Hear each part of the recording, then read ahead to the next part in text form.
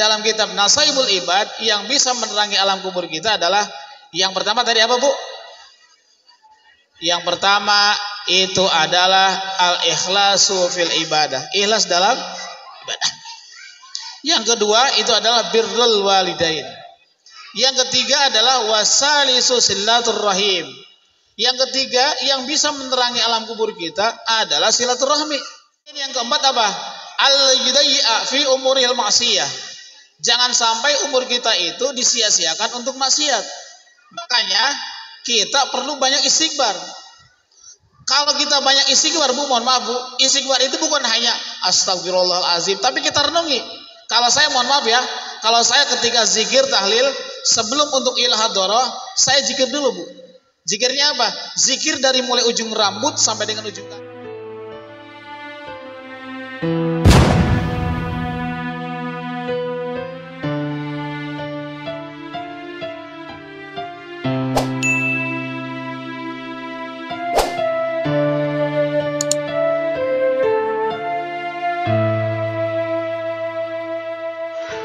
Bismillahirrahmanirrahim. Assalamualaikum warahmatullahi wabarakatuh.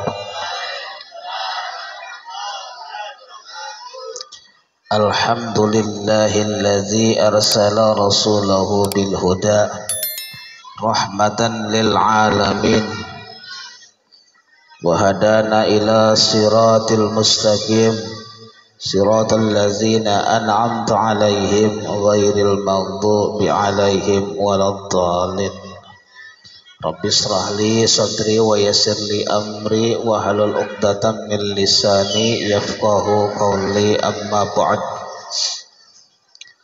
Qala nabiyuna Muhammadun sallallahu alaihi wa alihi wasallam, qila sab'atun asya'a tunawwirul qubur.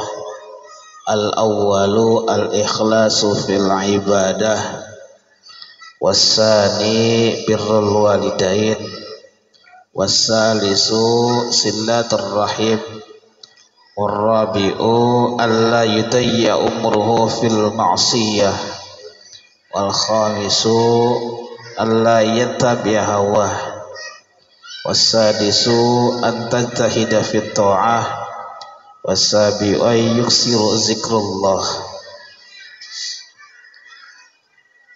Qala aidan al-ilmu bila amalin wasajarin. Hadratul Mukarram, pimpinan Majlis Ta'lim Ziyadatul Khair, para asatiz wa asatizah, tokoh masyarakat kesepuhan di wilayah perumahan Wahana Blok G ini di Musholla Al-Ikhlas. Mudah-mudahan kita senantiasa istiqomah dalam rangka menuntut ilmu. Kita bisa menjadikan hari ini harus lebih baik daripada hari sebelumnya. Karena orang yang beruntung adalah orang yang kehidupannya diberikan usia umur yang panjang dan umurnya itu dimanfaatkan untuk ketaatan kepada Allah. Dan orang yang rugi adalah orang yang diberikan umur panjang oleh Allah tetapi umurnya adalah bukan untuk dimanfaatkan taat kepada Gusti Allah, tapi sisa umurnya lebih banyak digunakan untuk maksiat kepada Allah. Maka manfaatkanlah selagi kita diberikan nikmat usia oleh Allah dengan cara amaliyah yang nyata, amal ibadah yang konkret.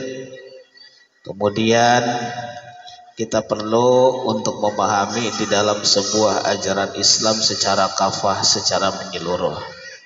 Mudah-mudahan kumpulnya kita di sini setiap 1 bulan sekali, bahkan ada yang ikut pengajian 1 minggu sekali, bahkan setiap hari senantiasa kita minimal untuk bisa mengamalkan nilai-nilai pelajaran-pelajaran dinul Islam yang telah diajarkan oleh guru-guru kita sekalian. Di dalam hadis dikatakan, qila sab'atun asya tunawwirul qulub. Ada 7 golongan atau ada 7 perkara yang nantinya akan bisa memberikan penyelamatan terhadap diri seseorang di alam kubur. Kita tentunya pasti akan punya cita-cita bagaimana kita selamat bukan hanya di dunia, tetapi bagaimana kita selamat di alam kubur. Kita biasanya begini, yang paling penting kita baca surah Al-Muluk. Kalau orang yang sudah hafal Al-Muluk, Tabarakalladzi biyadihil mulku wa huwa syai'un qadir, ini adalah bebas dari ancaman siksanya kubur. Ada di dalam sebuah hikayat begini, sebuah cerita, seseorang amaliyahnya hanya baca tabarok terus. Tiap hari baca tabarok. Tabarakalladzi biyadihil mulku wa huwa ala kulli syai'in qadir, alladzi khalaqal mauta wal hayata liyabluwakum ayyukum ahsanu amala wa huwal azizul ghafur. Tetapi amaliyah yang lain sedikit amalnya. Ketika ditimbang, ternyata orang ini lebih gede dosanya daripada pahalanya. Lantas pada saat akan disiksa orang ini, padahal orang ini hafal yang namanya surah Al-Muluk. Nah, kemudian ketika malaikat akan nyiksa orang ini, ternyata surah Al-Muluk protes sama malaikat. Wahai malaikat, kalau engkau menyiksa dirinya, berarti engkau telah menyiksa diriku. Kata siapa? Kata surah Al-Muluk. Kata surah Al-Muluk, jika engkau menyiksanya, menghancurkannya, ngagedingna bahasa orang, kepada orang itu yang telah hafal Al-Muluk, berarti engkau ya malaikat telah menistakan saya sebagai surah di dalam Al-Quran. Laporanlah malaikat sama Allah, ya Allah, apakah memang benar orang yang hafal surah Al-Muluk dan suka dibaca sebelum tidur, maka apakah yang harus aku berikan? Kata surah Al-Muluk, jika engkau menyiksanya, berarti menyiksa salah satu ayat di dalam Al-Quran. Ketika menyiksa Al-Muluk, kata surah Al-Muluk, berarti saya menyesal ada di dalam ayat Al-Quran itu. Akhirnya apa? Allah memberikan garansi bagi orang yang hafal surah Al-Muluk, bukan hanya baca, Bu, tapi harus hafal. Bagi orang yang hafal surah Al-Muluk yang jumlahnya 30 ayat itu, Tabarakalladzi biyadihil mulku, maka orang itu selain diberikan penerangan di alam kubur, orang itu akan terhindar dari azab kuburnya Allah Subhanahu wa taala. Maka alangkah baiknya ketika kita sebelum tidur membiasakan diri, ketika belum hafal, minimal kita ada upaya bagaimana untuk menghafalkan surah Al-Muluk itu, yang sering kita bacakan setiap malam Jumat. Kalau di dalam kitab Bughiyatul Mustarsyidin ini banyak banget. Selain surah Al-Muluk, biasanya yang sering kita baca di malam Jumat itu adalah surah Yasin. Surah Yasin, surah apa lagi? Al-Kahfi, surah Ar-Rahman, Alif Lam Mim Tanzil. Kemudian surah Al-Alaq. Ya, terserah surat apa saja. Hanya yang jangan sampai dilupakan adalah setiap malam man qara'a bi suratil waqi'ati wahidatan marratan, barang siapa yang membaca setiap malam satu kali saja surah Waqiah. Ketika kita membaca surah Al-Waqiah di dalam kitab Bughiyatul Mustarsyidin, satu malam satu kali, maka orang itu selama hidupnya akan dijaga oleh Allah dari mulai beliau tidur sampai dengan bangun pagi. Baik hartanya, keluarganya, selain akan diberikan kesugihan oleh Allah, seluruh hartanya yang dimiliki olehnya oleh Allah akan dijaga dengan sepenuhnya. Maka pada saat kita membaca surah Waqiah, jangan hanya malam Jumat doang, tapi kalau bisa surah Waqiah itu dibacanya adalah setiap malam. Urang mah dalilna daripada henteu. Kita mah biasa menganggapnya daripada tidak sama sekali. Asy-syarah muslimin rahimakumullah, di sini dikatakan di dalam kitab Qila sab'atun, dikatakan ada 7 perkara tunawwirul yang akan menjadikan penerangan al-kuburo kepada kuburan seseorang. Pernah nggak Ibu kalau misalkan Ibu ziarah, mohon maaf, atau Bapak ziarah ke makam orang tua kita biasanya jarang baca surah In Anzalna. Biasanya yang sering kita baca adalah satu adalah Al-Ikhlas. Al-Ikhlas idealnya adalah berapa kali? dalam Durratun Nasihin itu adalah asaro marratin, 10 kali. Ketika kita tahlil ya, kita kirim-kirim atensi wa ila arwahi abaina wa ummahatina wa jaddina wa jaddatina wa ammina wa matina khalina khalatina wa usatina wa talamidina, misalkan khususun ila ruhi. Terus Al-Fatihah. Kemudian pada saat baca Al-Ikhlas, ini kalau yang saya temukan dalam coretnya kitab Durratun Nasihin adalah 10 kali, minimalnya 10 kali. Pernah kita tahlilan 10 kali kulunya Bismillahirrahmanirrahim Qul huwallahu ahad Allahus samad lam yalid wa lam yulad wa lam yakul lahu kufuwan 10 kali. Ketika kita baca surah Al-Ikhlas 10 kali, ditujukan kepada orang yang akan kita kirim hadiah, baik berupa Al-Fatihah ataupun Al-Ikhlas. Ini adalah Allah akan memberikan fasilitas langsung dari surga kepada orang yang kita tuju dengan membaca surah Al-Ikhlas 10 kali. Maka pada saat kita membaca Al-Ikhlas 10 kali, orang tua kita, kerabat kita, sahabat kita yang dikirimi melalui dengan surah Al-Ikhlas 10 kali, Allah langsung memerintahkan kepada malaikat untuk memberikan fasilitas yang mewah berupa gedung-gedung surganya Allah. Di mana? Di alam kubur. Untuk siapa? Untuk orang yang dikirimi surah Al-Ikhlas 10 kali. Believe or not, ini ada coretnya di dalam kitab Durratun Nasihin. Nah, ini yang sering kita terlupakan. Ngapa? Karena kebiasaan kita baca kulhuna tilu kali. Tilu kali oge teu kunaon ieu. Sakali oge teu kunaon. Ngan lebih efektifnya, lebih idealnya adalah 10 kali. Kalau ziarah tambah dengan apa? Kalau ziarah tambahlah dengan surah Al-Qadar. Berapa kali? 7 kali. Kita kalau pegang batu nih ziarah ke makam orang tua, kita pegang batu, satu batu kita bacain inna anzalnahu fi lailatul qadri wa ma adraka ma lailatul qadri atau qad khair ma fi syai'in tanazzalul malaikatu fi bi rabbihim min kulli amrin salamun yatamab. Itu ada di dalam coretnya kitab Nihayatuz Zain. Ketika kita baca inna anzalna satu kali, satu batu satu kali, satu batu satu kali, sebanyak 7 kali, maka akan menjadi kafaroh bagi orang yang kita ziarahi, orang tua, keluarga kita, sahabat kita. Allah akan mengangkat azabnya kalau yang di alam kubur itu diazab. Berapa tahun? 40 tahun Allah akan mengangkat azab orang yang dibacakan inna anzalnahu fi lailatul qadri. Pernah kita pada saat ziarah inna anzalnahu fi lailatul qadri wa ma adraka ma lailatul qadri lailatul qadri khairum min alfi syahrin tanazzalul malaikatu waruh fiha bi izni rabbihim min kulli amr salamun hiya hatta matla'il.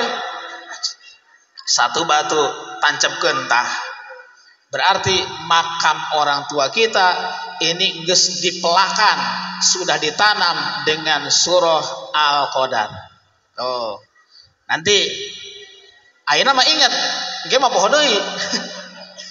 Enak mah ingat, enak mah ya. Waduh, kayak urang cenah ieu. Nanti kita kalau ziarah kemana? Ke makam orang tua kita, ke makam kerabat kita. Poho geus nama. Sekarang ingat. Makanya harus minimal kita amalkan sekali aja. Tuh, kenapa? Karena orang tua kita tiap hari, tiap malam itu, Pak, Ibu mohon maaf, setiap hari, setiap malam arwah itu datang ke rumah kita. Bukan hanya malam Jumat, tiap hari itu datang sampai di depan pintu rumah kita. Orang tua kita nanya, kalau kita punya saudara, saudara kita nanya, kalau kita punya adik, adik kita nanya, kalau yang sudah meninggal dunia datang kemana? Ke depan rumah kita. Itu ada di dalam apa? Kitabnya, kitab Daqaiqul Akhbar. Itu datang nanyain, kemana anakku, kemana saudaraku, lamun budak teh mah mana ayahku. Semuanya datang mengucapkan salam. Dia tidak akan pernah pulang ke alamnya selama orang yang ada di dalam rumah itu belum sedekah. Itu ada keterangannya. Pas kebetulan saya kemarin pengkajian di rumah itu, kitabnya Daqaiqul Akhbar. Rangkaian perjalanan hidup dari mulai Allah menciptakan nurnya Muhammad sampai dengan hancurnya alam jagat raya ini. Itu kan kitab Daqaiqul Akhbar menceritakan dalamnya itu. Dari mulai Allah menciptakan pertama kali makhluknya ke alam bumi adalah yang pertama nurnya Rasulullah SAW. Sampai dengan luluh lantahnya alam jagat raya ini. Di pertengahan kitab itu ternyata rangkaian perjalanan hidup manusia pada saat beliau telah tiada, tiap malam itu datang ke rumah kita. Kita punya bapak, punya ibu telah tiada, datang. Hanya dalam dimensi yang lain kita enggak mengetahuinya. Dan juga kita tidak menyadarinya datang. Wahai kemana anakku? Mengapa engkau hari ini tidak pernah bersedekah? Sedekahnya bukan berarti memberikan uang. Sedekahnya bukan berarti harus memberikan ke fakir miskin. Sedekah di situ adalah mendoakannya. Kenapa? Dalam hadis keterangan Imam Daud radhiyallahu an dikatakan man taraka du'a lil walidaini faqad ta'a amaluhu. Man sing sapa wong taroka kang ninggalkeun ieu siman ad-du'a kang den doa, barang siapa yang meninggalkan doanya lil walidaini terhadap kedua orang tuanya faqad ta'a, maka putuslah opo amaluhu, seluruh amal-amalannya itu tidak akan dihitung sama Allah ketika hari itu tidak mendoakan kepada orang tuanya, baik itu orang tuanya masih ada ataupun orang tuanya telah tiada. Itu ada man taraka du'a lil walidaini faqad ta'a amaluhu. Sing saha jalma barang siapa yang selama hidupnya meninggalkan doa terhadap orang tuanya faqad ta'a, maka akan putuslah seluruh amal-amalannya. Maka pada saat orang tua kita sudah berdiri di depan rumah, anak kita, saudara kita yang telah tiada, apa yang terjadi? Beliau itu menantikan kiriman doa. Beliau itu menantikan kiriman tahlilan kita. Maka kita jangan pernah repot-repot ketika ada orang yang mengklaim ngapain tahlilan segala ayat kuah, ayat anggur, ada pisangnya, ada nasinya. Ada roh Imam Ahmad radhiyallahu an yang bisa membantah keterangan-keterangan mereka. Ijtami'u ala tu'amikum wazkuru smallahi barik lakum fi. Nah, ini adalah dalil yang bisa membantah ketika ada dari kelompok sebelah yang menyalahkan. Apa-apaan sih? Segala harus ada sesuguh, harus ada sesajen dan sebagainya. Itu ada di dalam hadisnya roh Imam Ahmad radhiyallahu an, ijtami'u ala tu'amikum wazkuru smallahi barik lakum fi.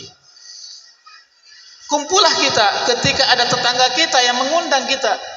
Tetangga kita mengundang sama kita, ibu, bapak, saya ngundang. Nanti malam ada acara tahlilan di rumah. Nanti malam ada acara selamatan. Nanti malam ada acara ulang tahun dengan cara apa? Dengan cara baca ratib maulid, misalkan tema. Ada sesungguhnya, ada pisangnya dan lain sebagainya. Ijtami'u ala tu'amikum, kumpullah. Ini adalah bentuk fi'il amar, perintah, kumpullah kita. Jangan sampai kita meniadakan ketika ada tetangga kita yang dalam keadaan memohon untuk didoakan, kita harus kumpul. Ala tu'amikum, yang di dalamnya terdapat banyak makanan. Wazkuru smallah, dan ingatlah pada saat kita diundang, kemudian di dalam undangan itu terdapat hidangan ataupun makanan, wazkuru smallah. Tetapi perbanyaklah kita zikir kepada Allah Subhanahu ta'ala. Ketika dalam salat, kita salat, baca ilahi ya rabbi anta subhanallah berapa kali? 30. Semuanya 33 kan? Kenapa? Sesuai dengan yang ada di jari tangan kita 33. Tuh. Itu 33 di mana tuh? Jempol ada 5 kan? 1 2 3 4 5. Ini 7 semuanya. Tuh 2 3 4 5 6 7. Bolak-balik. Kayak Pak Ideal, ketika kita tidak punya tasbih, kita nggak punya tasbih. Jangan hanya begini doang. Tapi ada tuh setiap rongga tuh. 1, 2, 3, 4, 5. Jempol 5. Ini ada 7. 1, 2, 3, 4, 5, 6, 7. Semuanya 7. 7 kali 4, 28. 28 dan 3 dan 5, 33. Kabeh sarua bu, ono beda iya. Semuanya sama. Semuanya itu pasti sama. Maka kita harus, ya kan ya, bolak-balik tak? 1, 2. Setiap rongga kan? Setiap buku apa? Buku jadi 1, 2, 3, 4, 5. Jempol 5. Ini ada berapa bukunya? 4. 1, 2, 3, 4 kan ya? 1, 2, 3, 4, 5, 6, 7. 1, 2, 3, 4, 5, 6, 7. 1, 2, majikan boleh. 1, 2, 3, 4, 5, 6, 7. 7. Kelingking sama. 1, 2, 3, 4, 5, 6, 7. 7. Kalau enggak punya tasbih. Cuman kayaknya kita enggak pernah ya. Pernah enggak begitu? Hah? Zikir misalnya dari kelingking. 1, 2, 3, 4, 5, 6, 7. Sama aja tengah. 1, 2, 3, 4, 5, 6. Benar kan? Karak ngeh. Nah, maka itulah yang disebut dengan makna tadi ya. Kalau kita dalam surah kan 33, ternyata maknanya itu. Assalamualaikum muslimin rahimakumullah. Maka bagaimana ketika kalau kita kembali ingin mendapatkan penerangan di alam kubur selain kita hafal surah Tabarok. Di dalam kitab Nasail Ibad, qila sab'atun tunawwirul kuburo. Ada 7 yang bisa menerangi alam kubur kita. 1, al-ikhlasu fil ibadah. Ikhlas dalam ibadah. Apapun yang kita lakukan, ibadah apapun yang kita lakukan, tidak boleh terbersit di dalam hati kita supaya kita ada pujian dari orang lain. Kita niat semata-mata karena Allah. Ngaji kita datang ke sini adalah bukan karena ingin supaya saya kehilangan kebodohan. Bukan. Kedatangan kita ke sini adalah bukan karena pinter. Kedatangan kita di sini bukan karena malu, bukan. Saya malu kalau enggak datang. Akhirnya datangnya tujuannya adalah karena dasarnya malu, takut diomongin sama tetangga. Tapi niatkanlah, tancapkanlah di dalam diri kita apapun bentuk ibadah yang kita lakukan, baik ibadah mahdoh ataupun ibadah ghair mahdoh, ibadah bidang muamalah, ubudiyah, jinayah, siasah dan sebagainya, niatkanlah hanya karena Allah.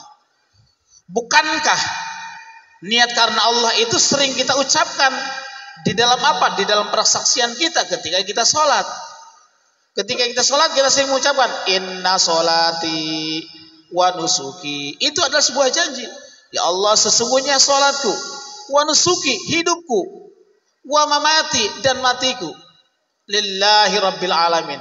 Ibadahku, sholatku, hidupku, matiku, itu adalah hanya karena Allah.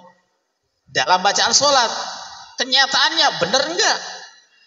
Ibadah, kerja itu adalah ibadah. Niatkanlah adalah karena Allah.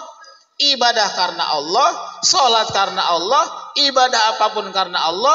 Jika sudah tertanam di dalam hati kita, apapun ibadah niatnya karena Allah, maka al-ikhlasu fil ibadah, orang itu yang nantinya akan mendapatkan penerangan di alam kuburnya. Itu satu.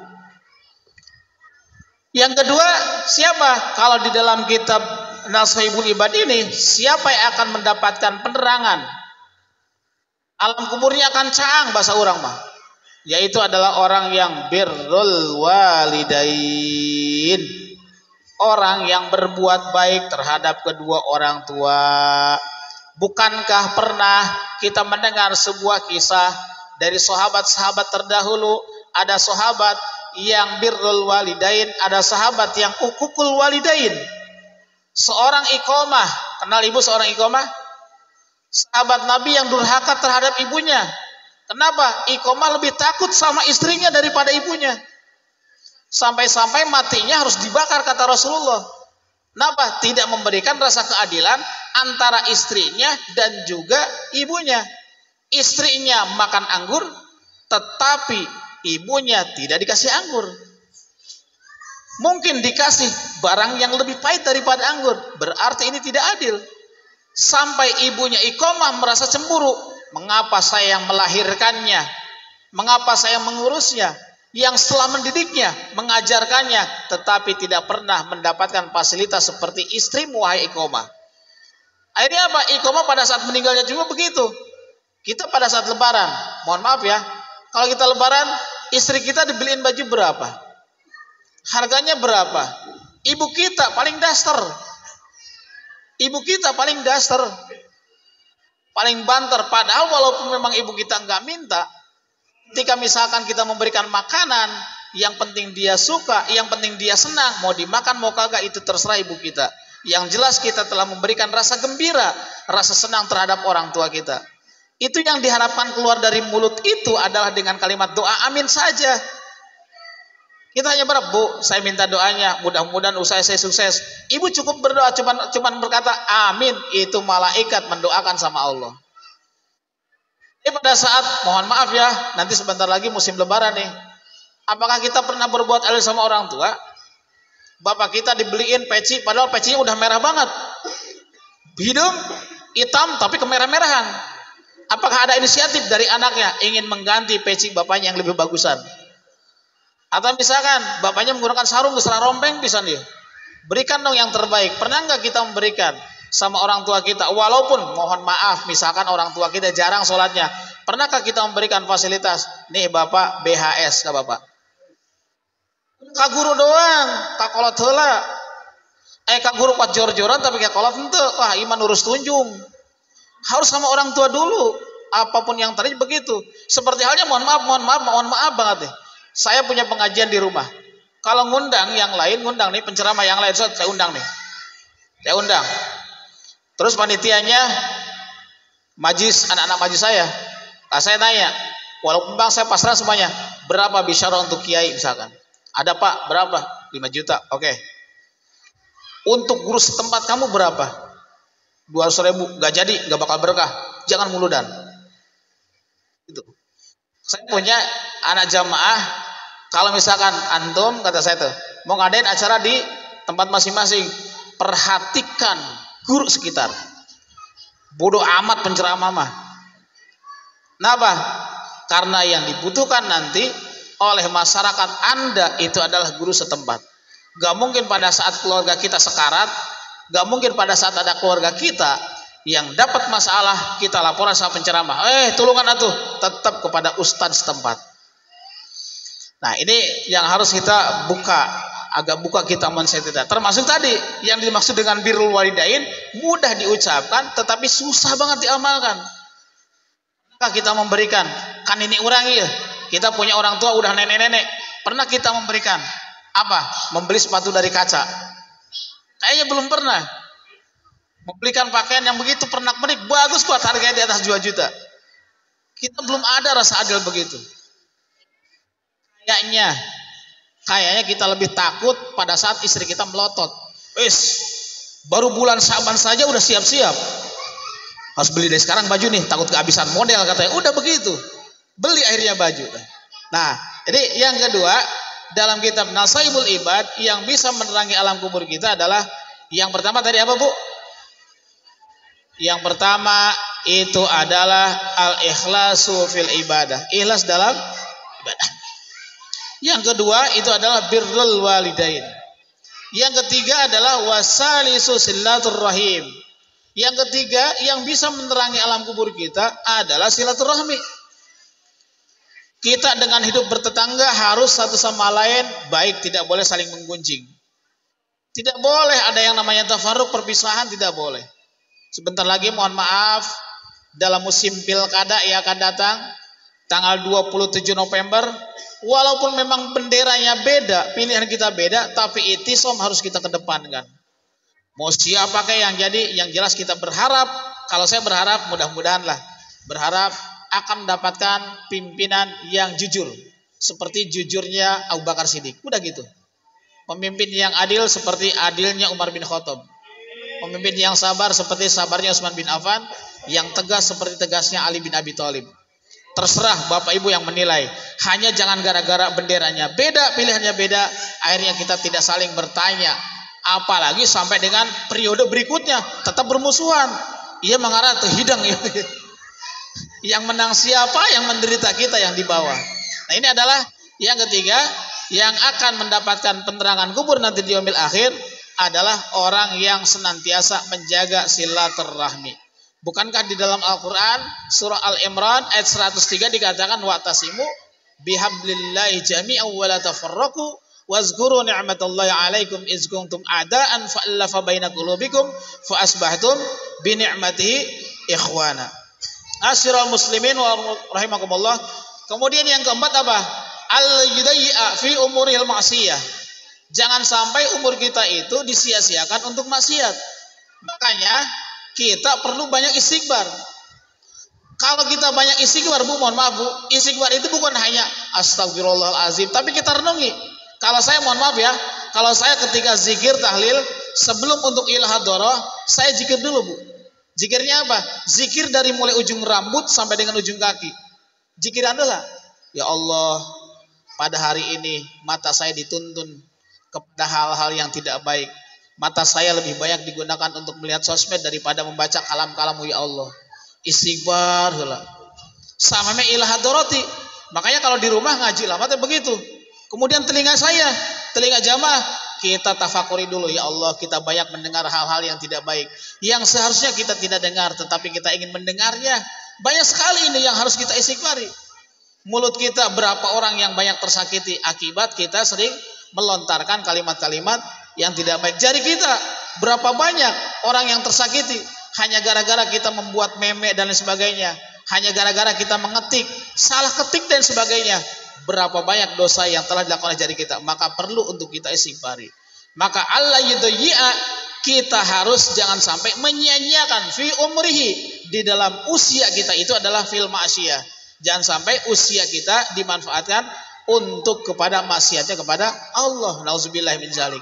Maka pada saat orang yang menyia-nyiakan umurnya kepada Allah, balhum adall, orang itu bahkan lebih sesat daripada bin atang.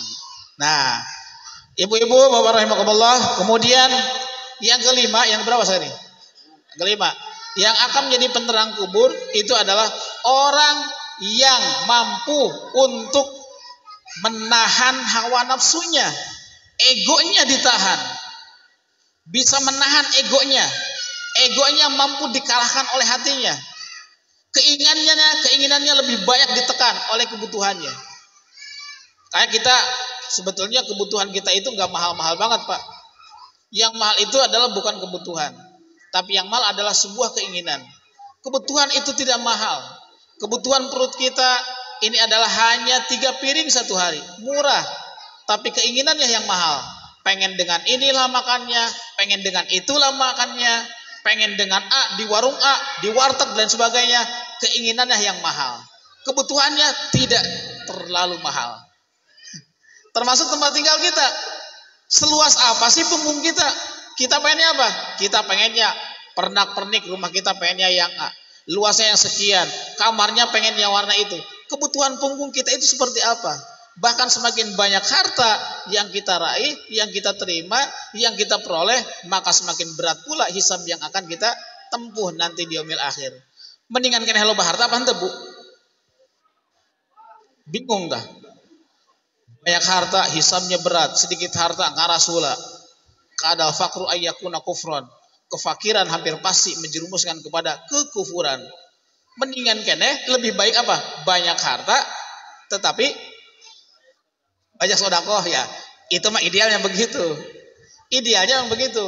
Nah, ini maka pada saat orang yang mampu menekan hawa nafsunya, lebih bisa untuk mengendalikan dirinya, keinginannya lebih bisa ditekan sesuai dengan kebutuhannya, orang itu nanti di yaumil akhir akan mendapatkan penerangan di alam kuburnya. Nah, mudah-mudahan yang kelima ini kita bisa untuk ini agak-agak mudahan juga dikit sih. Kemudian yang keenam apa? Kemudian yang keenam adalah antajtahida. Kita harus sungguh-sungguh fi taatillah, dalam menjalankan taat kepada Allah, sungguh-sungguh. Tidak boleh setengah-setengah. Tidak boleh ada keterpaksaan, tapi karena memang dorongan hati kita ingin bersungguh-sungguh. Ngaji sungguh-sungguh, usaha sungguh-sungguh, ibadah sungguh-sungguh. Ibadah apapun ini ketika diawali dengan kesungguhan, niat yang tulus, maka akan menghasilkan hasil yang optimal pula. Tetapi kalau misalkan ngaji ibadah yang lain, karena ada dicampuri unsur yang lain, maka tidak akan pernah berpengaruh terhadap jiwa raga ini. Maka sungguh-sungguhlah dalam hal apapun. Bukankah ada di dalam sebuah pepatah mengatakan apa? Barang siapa manjadda wajada. Barang siapa yang bersungguh-sungguh, pasti dia itu akan hasil. Pasti dia itu akan sukses. Kalau kita niatnya adalah sungguh-sungguh, tidak setengah-setengah. Kalau setengah-setengah akhirnya apa? Serba ngambang, maju kagak, mundur kagak, naik kagak, turun kagak, setengah-setengah. Nah, makanya kita niatkan ketika dalam masalah talabul ilmi, dalam masalah ibadah kepada Allah, niatkanlah diri kita kesungguhan, kecintaan kita yang sungguh-sungguh terhadap Allah Subhanahu wa taala. Tidak boleh tanggung-tanggung. Kemudian Bapak-bapak, Ibu-ibu rahimakumullah, yang ketujuh adalah yang bisa menerangi seseorang mendapatkan penerangan di alam kubur, ini adalah wasabi ayyub zikira billah. Orang yang senantiasa banyak berzikir kepada Allah Subhanahu wa ta'ala. Kapan saja. Yang paling bagus, semuanya bagus, asalkan kita niatkan dari awal. Satu, niatnya adalah ikhlas. Kalau menurut Buya Hamka, saya pernah baca biografi Buya Hamka, seseorang yang pada saat zikir kepada Allah Subhanahu wa ta'ala mudah diterima keinginannya. Yang pertama adalah harus sucikan dulu. Sucikan apa? Sucikan batinnya. Sebelum kita untuk berzikir kepada Allah, dia harus memiliki kejiwaan yang bersih. Jiwanya bersih. Minimal kata saya adalah wudhu terlebih dahulu. Minimal tuh. Minimal pada saat kita akan zikir, laksanakanlah untuk pembersihan jiwa kita adalah dengan memperbanyak wudhu dulu. Usahakan kita harus dawamul wudhu, tidak boleh lepas dari wudhu. Kalau kita tidak lepas dari wudhu, wah enak Bu. Pokoknya mah gede banget. Fadilahnya, pahalanya gede banget pada saat kita mampu menjaga fadilah menjaga wudhu. Nah, ketika kita banyak zikir kepada Allah Subhanahu wa ta'ala, kapanpun dan dimanapun, ini insya Allah niscaya orang tersebut nanti pada saat dia yaumil khubri, dia itu akan mendapatkan penerangan yang begitu terang benderang dari Allah Subhanahu wa ta'ala. Kan kita sangat berharap, ya Allah, kita kan berharap begini, Allahumma ij'al fid dunya ziyaratahu wa fil qiyamati syafa'atahu wa fil jannati wa ru'yatahu wa murafaqatahu. Apal doana? Untuk pernah kan ya? Kayak pernahnya. Jika nama can pernah dibaca, jika nama hanya ditulis saja Allahumma ij'al fid dunya ziyaratahu wa fil qiyamati syafa'atahu wa fil jannati waru, ya tahu. Zikir itu bisa jadi sholawat, itu zikir. Zikir yang paling baik adalah sholawat. Zikir yang paling baik adalah la ilaha illallah. Zikir yang paling baik adalah hauqalah. Zikir yang baik itu adalah tasbih. Zikir yang baik itu adalah istighfar. Nah, ini adalah banyak sekali kalimah-kalimah talbiyah, kalimah-kalimah yang zikir yang bisa kita dawamkan sehari-hari. Pernah Bapak Ibu pada saat kita zikir hauqalah aja. Hauqalah apa Bu? La haula. Itu idealnya berapa? Kalau baca haula. Kalau baca la haula wala quwata illa billahil aliyil azim, saya pernah membaca di dalam karyanya Hujjatul Islam. Siapa Hujjatul Islam? Imam Ghazali. Minimal pada saat kita zikir la haula wala quwata illa billah salasa mi'ata marratin, 300 kali. Minimal tuh. Kata Hujjatul Islam Imam Ghazali ini mengatakan yang paling ideal baca hauqalah adalah 300 kali. Pernah kalau tahlilan la haula wala quwata illa billahil aliyil azim, la haula wala quwata illa billahil aliyil azim, la haula wala quwata illa billah 300 kali. Pernah enggak? Wah, kita mah enggak sempet lah. Minimal kita pernah mencoba lah dalam 1 bulan sekali atau 2 bulan 1 kali, atau kalau bisa seminggu sekali, atau nggak bisa seminggu sekali, sehari sekali, atau la haula wala quwata illa billahil al-azim. 7 perkara inilah yang nantinya akan bisa menyelamatkan kita di hari yang akan datang. Kapan? Insya Allah nanti pasti akan ada jawabannya pada saat kita mengalaminya secara langsung. Kita sekarang menanam dan hasilnya nanti akan kita rasakan pada hari-hari berikutnya. Ketika kita menanam padi, pasti hasilnya padi. Nanam jagung, hasilnya jagung. Nanam kebaikan, hasilnya baik. Nanam keburukan, hasilnya adalah buruk. Nanam kita melaksanakan yang 7 perkara ini, hasilnya adalah alam kubur kita akan menjadi terang benderang. Insya Allah. Itu saja yang saya sampaikan. Mohon maaf bila ada terangan penjelasan yang kurang dipahami atau kurang merenah, nyuhun dihapunten. Sekali deui mohon maaf yang sebesar-besarnya. Bila ada kalimat yang kurang difahami atau dimengerti, itu saja yang Alfi sampaikan. Kita sekarang berdoa sama Allah Subhanahu wa taala dengan diawali dengan istighfar sebanyak. Syukran, syukran wahai guruku, engkau telah membimbing aku di jalan yang engkau tuju. Syukran, syukran wahai guruku,